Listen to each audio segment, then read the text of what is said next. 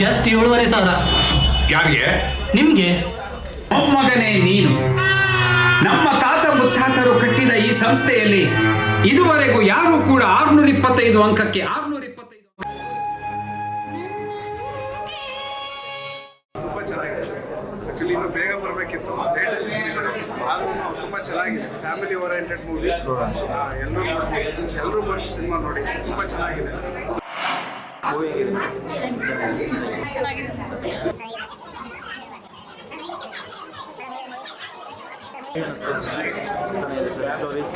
Story ಎಲ್ಲ ಚೆನ್ನಾಗಿದೆ. Movie ಇದೆ ಚೆನ್ನಾಗಿದೆ. Cinema thank you sir. Story ಆಗಿದೆ ಚೆನ್ನಾಗಿದೆ ಸರ್. ಹೌದು ಸರ್. ಥ್ಯಾಂಕ್ ಯು ಚೆನ್ನಾಗಿದೆ ಸರ್. ಸ್ಟೋರಿ ಎಲ್ಲ ಸೆಂಟಿಮೆಂಟ್ ಚೆನ್ನಾಗಿದೆ. ಒಂದು ಹೆಣ್ಮಗು ಏನು ಪಾತ್ರ ಇದೆ ತುಂಬ ಚೆನ್ನಾಗಿದೆ ತೋರಿಸಿದ್ದಾರೆ. ತುಂಬ ಖುಷಿಯಾಗಿದೆ ಸರ್. ಒಳ್ಳೆ ಫಿಲಿಮ್.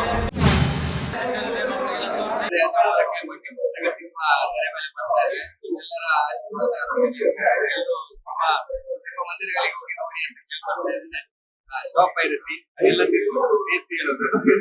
ಅಂಡ್ ತುಂಬಾ ಥ್ಯಾಂಕ್ಸ್. ನಾನು ನಿಮ್ಮ ಪ್ರೀತಿಯ ಹಾಸ್ಯ ನಟ ಮೈಸೂರಿನ ಅಕ್ಷರಮಾಲೆ ಇದೆಯಲ್ಲ, ಅಕ್ಷರಮಾಲೆಯಲ್ಲಿ ಅ ಆ ಇ ಎಲ್ಲ ಕಲಿತು ಕನ್ನಡ ಅಕ್ಷರವನ್ನ ಕಲಿತ ನಂತರ ನಾವೇನ್ ಮಾಡ್ತೀವಿ, ಮಗ್ಗಿಗೆ ಬರ್ತೀವಿ. ಮಗ್ಗಿ ನಮ್ಮನ್ನೇನ್ ಮಾಡ್ತೇವೆ, ನಮ್ಮ ನೆನಪಿನ ಶಕ್ತಿಯನ್ನ ಜಾಸ್ತಿ ಮಾಡ್ತೇವೆ. ಈ ಹಿಂದೆ ಸಿನಿಮಾಗಳಲ್ಲಿ ಬಡ್ಜೆಟ್ ಇರ್ತಿರ್ಲಿಲ್ಲ, ಸಬ್ಜೆಕ್ಟ್ ಇತ್ತು. ಆದ್ರೆ ಈ ಮಗ್ಗಿ ಪುಸ್ತಕದಲ್ಲಿ ಏನಾಗಿದೆ ಅಂತ ಹೇಳಿದ್ರೆ, ಸಬ್ಜೆಕ್ಟು ದೊಡ್ಡ ಪ್ರಮಾಣದಲ್ಲಿದೆ, ಬಡ್ಜೆಟ್ ಅಷ್ಟೇ ದೊಡ್ಡ ಪ್ರಮಾಣದಲ್ಲಿದೆ. ಮಗ್ಗಿ ಪುಸ್ತಕ ಇದೆಯಲ್ಲ, ಈ ಪ್ರಸ್ತುತ ಈ ಸಮಾಜಕ್ಕೆ ಯುವಕರು, ಪ್ರಪಂಚದ 800 ಕೋಟಿ ಜನರಲ್ಲಿ 139 ಕೋಟಿ ಜನರಿಗೆ ಕಣ್ಣು ಮಂಜಾಗಿದೆ, ನೆನಪಿನ ಶಕ್ತಿ ಹೊರಟಾಗಿದೆ.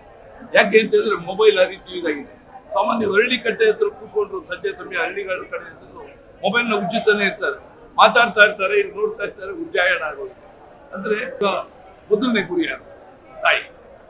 ಎರಡನೇ ಗುರಿ ಯಾರು? ಮೇಷ್ಟ್ರು ಪಾಠ ಹೇಳ್ಕೊಡ್ಬೇಕು. ಮೂರನೇ ಗುರು ಮೊಬೈಲ್. ಅದ್ರ ಎರಡನೇ ಮಾತು.